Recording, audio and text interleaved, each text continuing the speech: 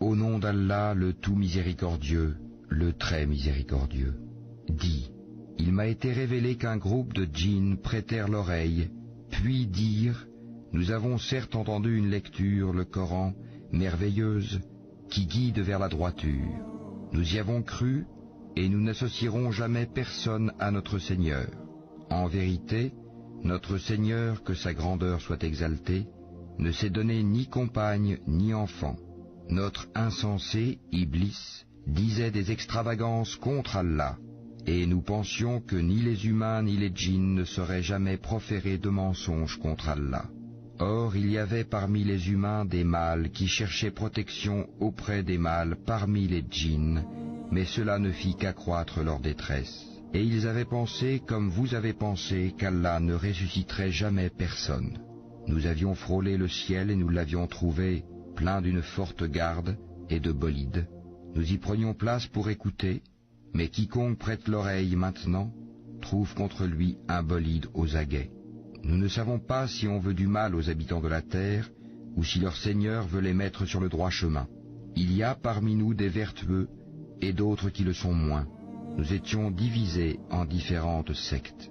Nous pensions bien que nous ne saurions jamais réduire Allah à l'impuissance sur la terre et que nous ne saurions jamais le réduire à l'impuissance en nous enfuyant.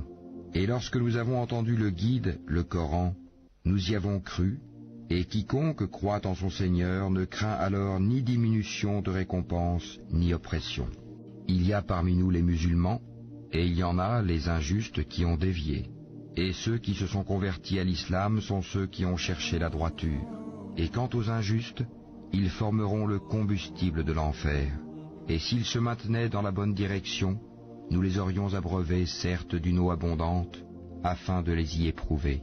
Et quiconque se détourne du rappel de son Seigneur, il l'achemine vers un châtiment sans cesse croissant. Les mosquées sont consacrées à Allah, n'invoquez donc personne avec Allah. Et quand le serviteur d'Allah s'est mis debout pour l'invoquer, ils faillirent se ruer en masse sur lui. Dis, je n'invoque que mon Seigneur et ne lui associe personne. Dis, je ne possède aucun moyen pour vous faire du mal, ni pour vous mettre sur le chemin droit.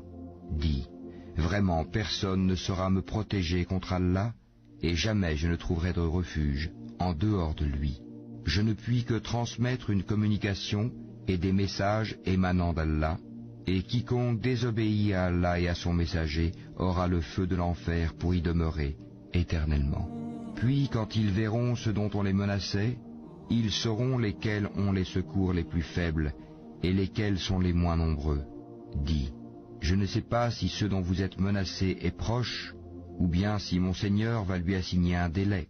C'est lui qui connaît le mystère, il ne dévoile son mystère à personne, sauf à celui qu'il agrée comme messager, et qu'il fait précéder et suivre de gardiens vigilants, afin qu'ils sachent s'ils ont bien transmis les messages de leur Seigneur.